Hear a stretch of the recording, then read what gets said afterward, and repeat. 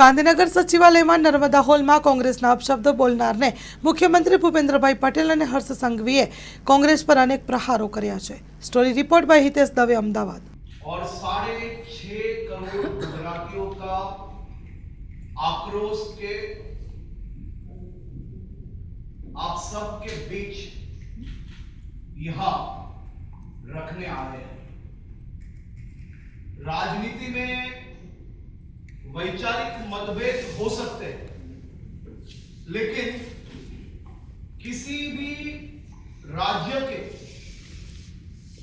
सभी नागरिकों को अपमान करना, अपनी बौद्धिक क्षमताओं पर सवाल उठाना, ये केवल अशोभनीय नहीं है, बल्कि ये कांग्रेस की संपूर्ण बीमार मानसिकता बयां करती है।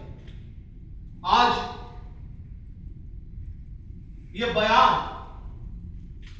हर उस गुजरातियों का अपमान है जिसने अपनी सूझबूझ में पूरी जिंदगी दुनिया में भारत का नाम रोशन किया।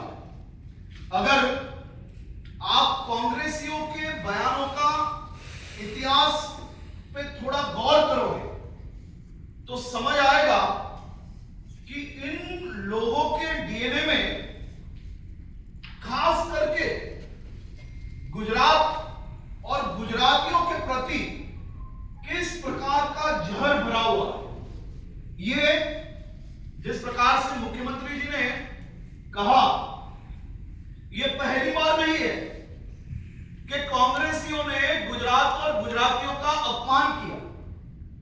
ये उनकी मानसिकता, वो जब जब मौका मिलेगा, जब जब कोई भी राज्य में चुनाव आएगा, हर वक्त गुजरात और गुजरातियों को गाली देके उनका चुनाव प्रचार की वो शुरुआत करते हैं। खड़गे जी ने केवल गुजरात पर सामान्य टिप्पणियां नहीं की है, ये सोचा समझा अपमान है। 6.5 करोड़ गुजरात वासियों को उन्होंने निशाना बनाया है। यह पहली बार नहीं है। कांग्रेस बार बार चुनाव पर चुनाव गुजरात को निशाना बनाती आई है। जो पार्टी गुजरात में जीत नहीं सकती, वो गुजरात को कोसती रही है। ये नेतृत्व नहीं, ये हार की भड़ास है, ये हार की निराशा है। खासतौर पे आज मैं मेरे गुजरात के भाई बहनों को यह कहना चाहता हूं, ये कांग्रेस की मानसिकता, ये कांग्रेस की गुजरातियों के प्रति नफरत हमें उनसे या उनकी बातों से किसी भी प्रकार का डर रखने की जरूरत नहीं है। मेरे गुजराती भाई बहनों की मेहनत, यही गुजरात के भाई बहनों का पसीना, आपका संघर्ष, यही गुजरात की असली पहचान है। जो लोग मेरे गुजरात के लोगों को उनकी मेहनत, उनका पसीना, ये गुजराती भाई बहन जो रात दिन मेहनत करके पसीना बहा के जो कुछ मिलता है उनसे उनका घर चलाते हैं, इससे कांग्रेस को क्या नफरत है, ये जवाब गुजरात की जनता आज मांग रही है। खड़गे जी सुनिए, देश पूरा आज सुन रहा है। गुजरात आपको बार बार इसीलिए, इसी नकारात्मकता के कारण गुजरात आपका असली चेहरा पहचान चुकी है।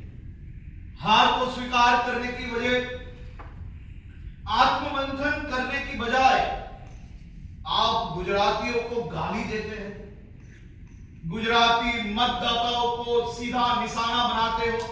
कांग्रेसना राष्ट्रीय अध्यक्ष મલ્લિકાર્જુન ખડગે ગુજરાતના લોકો વિશે જે નિવેદન કર્યું છે તે અત્યંત આપત્તિજનક અને દુર્ભાગ્યપૂર્ણ છે. તેમણે આ નિવેદન કરીને 6.5 કરોડ ગુજરાતીઓનું તો અપમાન કર્યું જ છે, સાથે સાથે પૂજ્ય મહાત્મા ગાંધીજી અને સરદાર સાહેબની પાવન ધરતીની ગરિમાને પણ ઠેસ પહોંચાડી છે. તેમનું આવું શરમજનક નિવેદન સ્પષ્ટ કરે છે કે વડાપ્રધાન શ્રી નરેન્દ્રભાઈ મોદીના નેતૃત્વમાં ભાજપની વિકાસની રાજનીતિને મળી રહેલો વ્યાપક જન સમર્થનથી કોંગ્રેસ પોતાની અસુરક્ષિત મહેસૂસ કરી રહી છે. ગુજરાત અને ગુજરાતીઓ વિરુદ્ધની કોંગ્રેસની આ માનસિકતા આજકાલની નથી પણ વર્ષોથી છે. દેશની એકતા અને અખંડિતતાના શિલ્પી સરદાર સાહેબને ભારત રત્ન ન આપીને તેમની પણ કોંગ્રેસે ઉપેક્ષા કરી હતી. જ્યારે વડાપ્રધાન શ્રી મોદી સાહેબના નેતૃત્વમાં સરદાર સાહેબની વિશ્વની સૌથી ઊંચી પ્રતિમાનું નિર્માણ થઈ રહ્યું હતું, તેમાં પણ અડચણો ઊભી કરવાનો પ્રયાસ કર્યો હતો. સરદાર સાહેબના વિઝનથી શરૂ થયેલા સરદાર સરોવર ડેમના કામને અટકાવવાનું પાપ પણ કોંગ્રેસની સરકારે કરીને વર્ષો સુધી નર્મદાના નીર ગુજરાતને મળતા અટકાવ્યા હતા. આવા તો અનેક અન્યાયો કોંગ્રેસ વર્ષો સુધી ગુજરાત અને ગુજરાતીઓ સાથે કરતા આવ્યા હતા. તે સમયની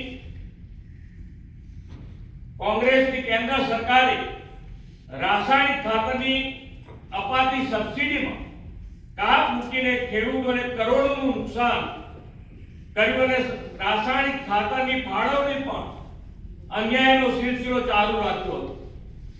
ખેડૂતોનો મબલક કમાણીની આશા હતી ત્યારે રાતોરાત કેન્દ્ર સરકારે કપાસની નિકાસબંધી ફરમાવી અને ગુજરાતના ખેડૂતોને મોટું નુકસાન વેઠવાનો વારો આવ્યો હતો.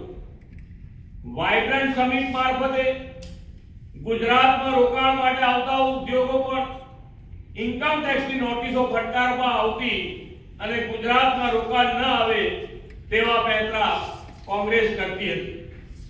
કેન્દ્રીય નીતિ નિયમના કારણે ગુજરાતને કોળસો દૂરના રાજ્યોમાંથી મોંઘા ભાવે ખરીદવો પડતો હતો.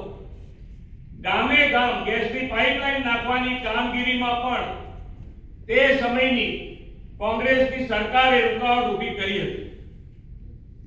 કોંગ્રેસ પાર્ટીએ તો જવાબ આપવો પડે કે તેમની કેન્દ્ર સરકારે વર્ષો સુધી નર્મદાના ડેમની ઊંચાઈ વધારવાની અને સરદાર સરોવર ડેમ પર દરવાજા મૂકવાની મંજૂરી કેમ નહોતી આપી. આદરણીય શ્રી નરેન્દ્રભાઈ વડાપ્રધાન તરીકેના સેવા દાયિત્વ સંભાળેલા 17 જ દિવસમાં ડેમના દરવાજા મૂકવાની મંજૂરી આપી અને છેક કચ્છ સુધી નર્મદાના નીર પહોંચાડ્યા છે અને રહેવાનું છે. આજ ગુજરાતે કનૈયાલાલ મુનશી જેવા પ્રખર કાયદાવિદ, ઝવેરચંદ મેઘાણી અને નર્મદ જેવા સાહિત્યકારો, ડોક્ટર વિક્રમ સારાભાઈ જેવા મોટા રજાના વૈજ્ઞાનિક, ત્રિભુવનદાસ અમીન જેવા સહકારી અગ્રણી, ડોક્ટર એચ.એમ. પટેલ જેવા અર્થશાસ્ત્રી અને પ્રથમ બિન કોંગ્રેસી વડાપ્રધાન શ્રી મોરારજીભાઈ દેસાઈ જેવા વિરલ વ્યક્તિઓ દેશને આપ્યા છે. આજ ગુજરાત દેશના જીડીપીમાં 8% વધુ યોગદાન આપે છે. ઔદ્યોગિક ઉત્પાદનમાં દેશમાં 17% હિસ્સો ગુજરાતનો છે. ગુજરાત એકલું જ દેશનું 40% કાર્ગો હેન્ડલ કરે છે. દેશના ફાર્મા માર્કેટમાં ગુજરાતનું યોગદાન 30% અને નિકાસમાં 19% છે. દેશની રિન્યુએબલ એનર્જીમાં ગુજરાતનો હિસ્સો 16.50% છે. ગુજરાત આજે ડાયમંડ, કેમિકલ, ટેક્સટાઇલ જેવા ક્ષેત્રોમાં લીડર સ્ટેટ છે. ગુજરાતે ગિફ્ટ સિટી સ્થાપીને રાજ્યને દેશનું ફિનટેક કેપિટલ બનાવ્યું છે. ગુજરાતીઓના પરિશ્રમથી આજે સાણંદ દેશનું ઓટો હબ બન્યું છે અને હવે સાણંદ ધોલેરા સેમિકન્ડક્ટર હબ બનવાના છે. કોંગ્રેસના આ તાકાત છે ગુજરાતીઓની 5 રાજ્યોની વિધાનસભાની ચૂંટણીઓમાં અને ગુજરાતની સ્થાનિક સ્વરાજ્યની ચૂંટણીમાં પોતાની હાર ભાળી ગયેલા કોંગ્રેસના રાષ્ટ્રીય અધ્યક્ષ બોખલાઈ ગયા છે અને આવા નિવેદનોનો બફાટ કરે છે. પરંતુ દેશની જનતા હવે કોંગ્રેસને બરાબર ઓળખી ગઈ છે. વિકાસની રાજનીતિના પ્રણેતા વિશ્વ નેતા શ્રી નરેન્દ્રભાઈ મોદીના નેતૃત્વને સંપૂર્ણ સમર્થનથી વિધાનસભાની ચૂંટણીઓમાં અને સ્થાનિક સ્વરાજ્યની ચૂંટણીઓમાં પણ ભવ્ય વિજય અપાવશે એવો સૌને વિશ્વાસ છે.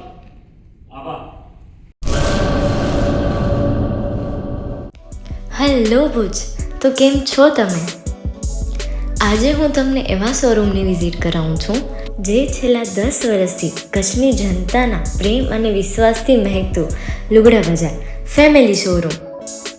આ શોરૂમમાં સ્ટાર્ટિંગ પ્રાઇસ 399થી છે, જેમાં kids wear, girls wear, boys wear અને જેન્ટ્સ વેર અને લેડીઝ વેરમાં પણ ન્યૂ વેરાયટીવાળું કલેક્શન પણ જોવા મળી રહેશે. અને જેન્ટ્સ માટે વેડિંગ કલેક્શન અને કુર્તા કલેક્શન પણ બહુ જ સારું છે. એનિમલ મૂવીનો પાર્ટ 2 આવે કે ના આવે, પણ એનાથી પહેલાં અમે લઈ આવ્યા છીએ લુગડા બજાર પાર્ટ 2, જેમાં તમને કિડ્સ વેરમાં વિન્ટર વેર સમર કલેક્શનનો ન્યૂ સ્ટોક આવી ગયો છે.